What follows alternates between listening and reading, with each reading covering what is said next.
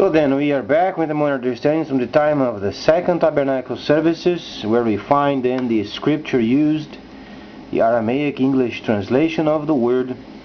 This translation comes from the original manuscripts of the prophets of Yahweh, indicating for us then the understanding of the time of the end. And then in studying these holy documents, we begin our quest of the writings of Galah. Galah means then the unveiling. As it was explained before, the set apart, they no longer do the work of the testimony of the Messiah, but they do their work as then only functioning in the holy cities. The Gentiles, then faithful in the Messiah, or then those who are saved and loyal to Him, those are going to be doing the legwork. Then those are involved with many tasks, and most important obviously is maintaining then the cities provided and provisioned, then working the land, taking care of the animals and the plantations, as Yeshayahu then advised and spoke of and prophesied in the 61st chapter of Yeshayahu, explained. Even though the Messiah was involved in this section of the prophecy future, yet the people would be then taking care of their vineyards and taking care of the flocks. Those are explaining then the work of the land done by the Gentiles. As we then begin understanding, the testimony is done via the Gentiles during the second tabernacle services. Why? Because it's a time of salvation of the Gentiles. The Messiah came and He brought the first anointing for the second tabernacle services, where then His people would go out and form holy cities.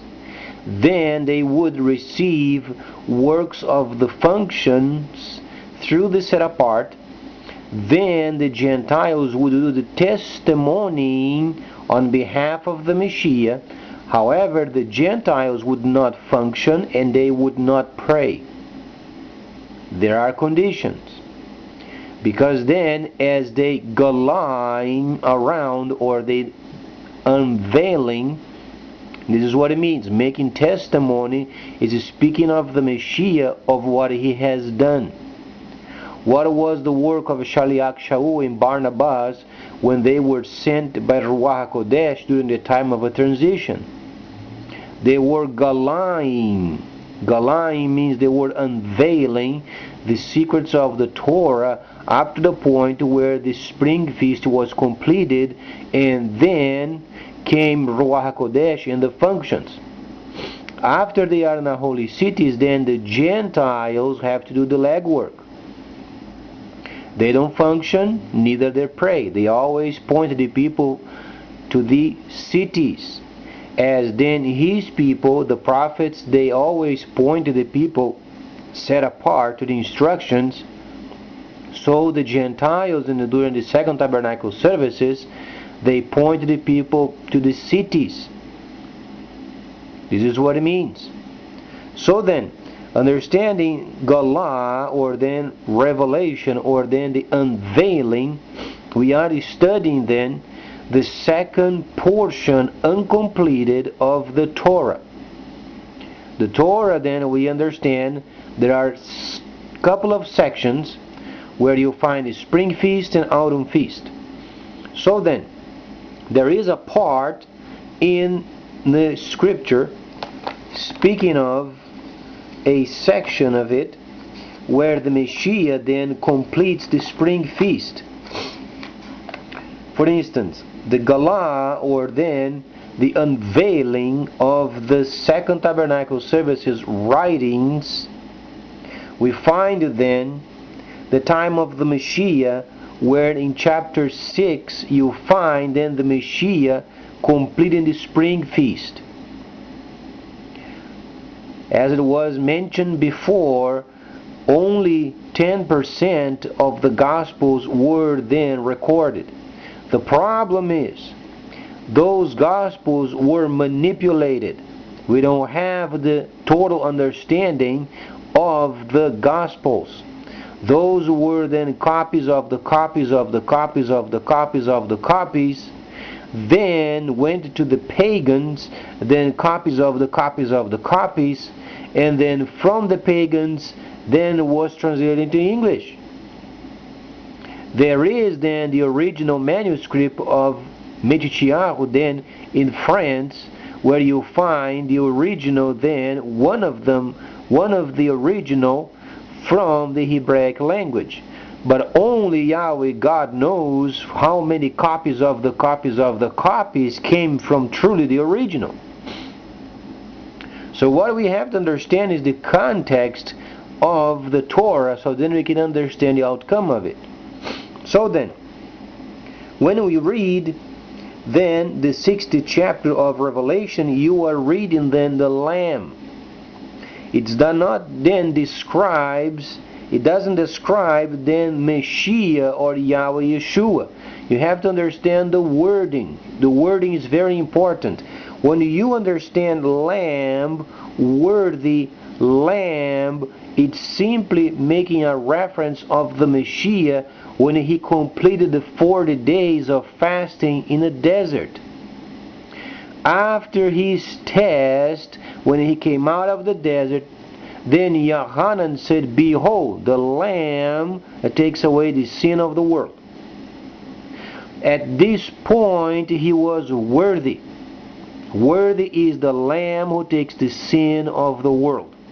When you read Revelation, in terms of the worthy is the Lamb, is speaking of the Lamb, the Messiah, after the 40 days of test. So when you read then Revelation or Galah or the unveiling, this is what you are reading. This gives you then the understanding when the Messiah went up to the mountain of transfiguration. What went on? The Messiah was up there for a reason. He was opening the seals.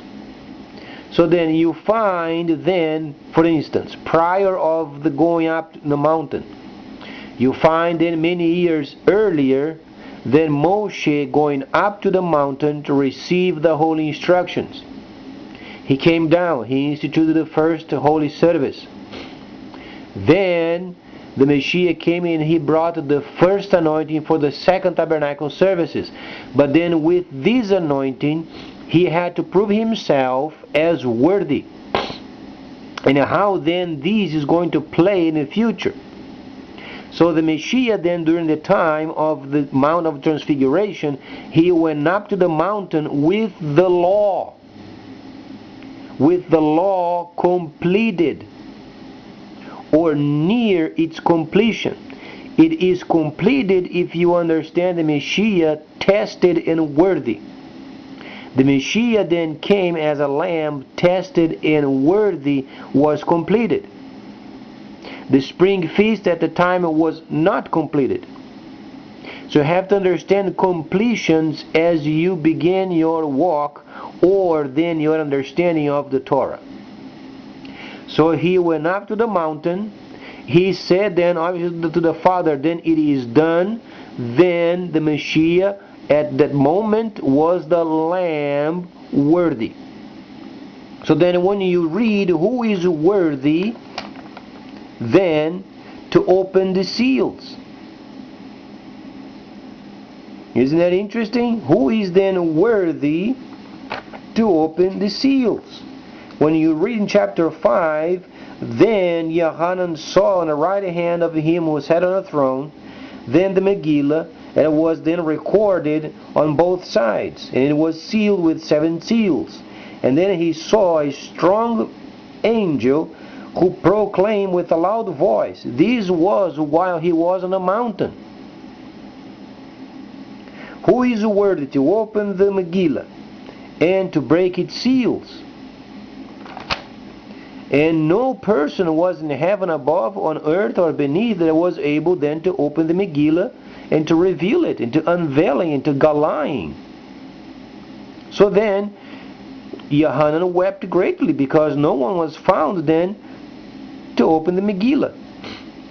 But then came then the elders and said, please do not cry. Behold, the Lion of the tribe of Judah, or Yehuda, then the Netzer of David was victorious. He then went through the test of the 40 days. Then the Messiah was up on a mountain, and he began to open the seals. Then he began to understand what it means. When you read the 5th chapter, is then the Messiah as a lamb worthy. The chapter 5 is gone a long time ago. It was during the spring feast. When you read the 6th chapter, then he opens the seals. Also gone. However, you find then a section where you read the seals, and then the 11th chapter is the completion. However, in the 11th chapter, it's not sound of the shofar. Those are the breaking of the seals. Then you have to understand the 8th chapter. Then the 7th seal then is broken. Then comes the sounds of the shofars. Then you pair these with chapter 1:6. Then you have the understanding of sound shofars and cups. Then those are lined up. When you begin to read chapter 7, you are reading then from a time where you understand the second tabernacle service's restoration period. This is what it means. 7th, you begin then the understanding of the Spirit of Elohim entering into them. He is speaking of the Spirit of Elohim entering His people, and then the restoration period then is established. The completion of this section is chapter 1:4. Then you begin to understand the second tabernacle services restoration period. So it's making more sense. Then up to this point you understand, then the only section is lacking is the actual sounding of the shofars. So then it's much more clearer. You have to understand, these are copies of copies of copies of copies of copies of copies, and then not only from the original manuscripts, and then copies of those people outside of the holy cities. You have to understand, when there is a scribe doing scribing outside of the holy cities, it is always dangerous. Holy writings should be done only in a holy city because they are protected and guided by Ruach HaKodesh. These people, they began to write other than Yohanan. A lot of them began the recording and translations outside of the holy cities, and it is always dangerous. There is always literary activity that goes on with it, and you have to filter it. Always via the context. So you have then the Messiah speaking of himself, worthy is the Lamb. After the 40 days of fasting, he was worthy. Then he went up to the mountain. Then he began to open the seals. Then you find a pairing up of these factor in spirit. And then you find 6, 11. Then you find later 7 and 1:4. Then comes the actual then sounding of the shofars 8 and 1:6. So then this part at least is straightened out as a structure, so then people can understand what goes on, because there are a lot of people thinking and preaching and teaching all because yet the sounds are going to be sounded yet. Oh, it's true, the shofars are going to be sounded, but in terms of the breaking of the seals, those are gone a long time ago. And then another factor, when you read the understanding in the 6th chapter of the great earthquake, that's when you find the time of the Messiah when he died on a stake. So then a section of the city that then came down, this was the time. The event of the death of the Messiah during the ending of the spring feast is much higher, much more intense than we have learned from the four Gospels. The four Gospels are junky when comparing with the actual facts of the time of the Messiah when he died. The great earthquake and section of the city that was then destroyed was destroyed when Messiah died on the stake.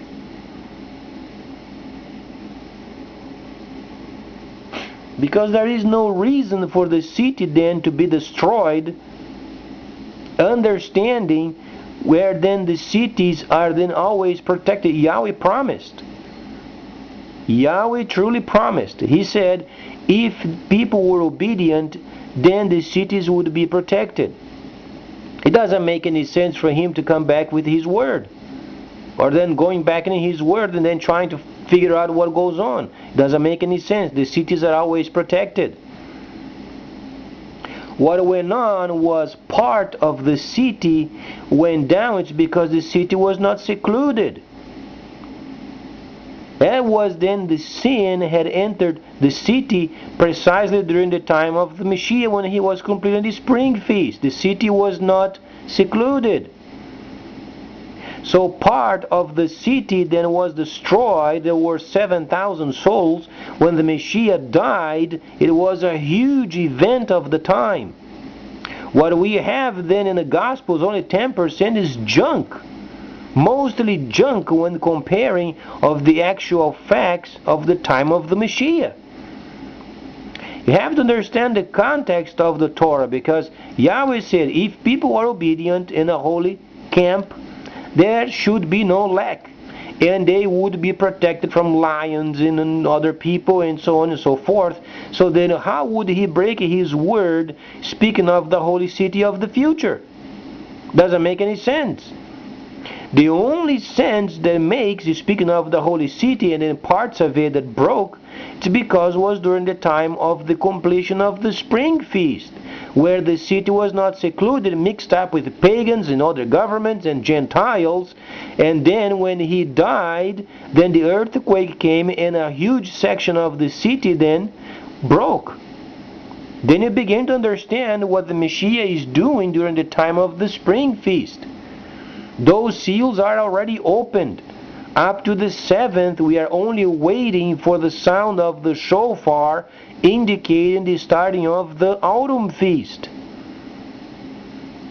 So clears away a lot of junk from decades and centuries of lunatics trying to explain Revelation or Galah, and they had no clue what they were talking about. You know, the Torah and also the first tabernacle service, the second tabernacle services, those are intertwined. And there is a whole lot more information coming up, because then these are begin to make more sense, because when you study Torah, you study as a whole. Then later on, I'm going to explain more areas where you find in chapter 1:5, very important. We find in chapter 1:8, for this moment, the Messiah explained to his people to come out of the Babylonian system and resume the holy services. And then the 20th chapter is the final combat. And there are other areas where you find chapter 1:9 is then revealed only when the new earth is established. So chapter 1:9 is after the 22nd. So then please stay tuned, much more coming up.